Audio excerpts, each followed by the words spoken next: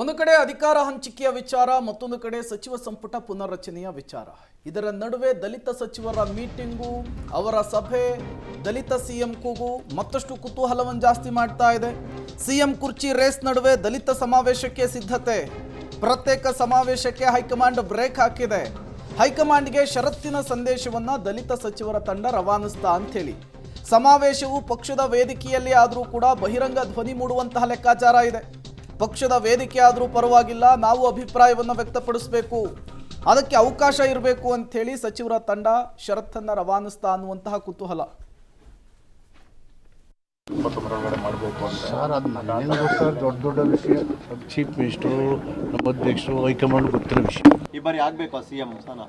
ಹೋರಾಟ ಅಂತೂ ಇದ್ದೇ ಇರ್ತದೆ. ಹೋರಾಟ ನಿರಂತರ. ಪ್ರತಿಯೊಂದು ದಲಿತರ ಹಕ್ಕುಗಳಿಗೆ ಹೋರಾಟ ಅನಿವಾರ್ಯ. ದಲಿತರ ನೋವು ದಲಿತರಿಗೆ ಅರ್ಥ ಆಗೋದು. ಮಲ್ಲಿಕಾರ್ಜುನ್ ಖರ್ಗೆ ಅವರೇ ಕೂತಿದಾರಲ್ಲ, ತಾಯಿ ಕರುಣೆ ಇರೋದ್ರಿಂದ ಎಲ್ಲ ನಡ್ಕೊಂಡು ಹೋಯ್ತಾ ಇರೋದು. High command totally is in favour of Dalits. ಮತ್ತು ರಾಹುಲ್ ಗಾಂಧಿ ಬಗ್ಗೆ ನನಗೆ ವಿಪರೀತವಾದಂಥ ಹೆಮ್ಮೆ. ಕಾನ್ಸ್ಟಿಟ್ಯೂಷನ್ ಬುಕ್ ಇಡೀ ದೇಶದಲ್ಲಿ ಸಂವಿಧಾನದ ಜಾಗೃತಿ ಮೂಡಿಸ್ತಾ ಇದ್ದಾರೆ. ದಲಿತ ಸಿಎಂ ಕರ್ನಾಟಕದಲ್ಲಿ ಯಾಕೆ ಸಾಧ್ಯವಾಗ್ತಾ ಇಲ್ಲ? ಸಾಧ್ಯ ಆಗಲ್ಲ ಅಂತ ಹೇಳಿದ್ದಾರೆ. ಯಾರು ಹೇಳಿದ್ದಾರೆ? ಮಾಡಲ್ಲ ಅಂತ ಹೇಳಿದ್ದಾರೆ. May be watching and waiting.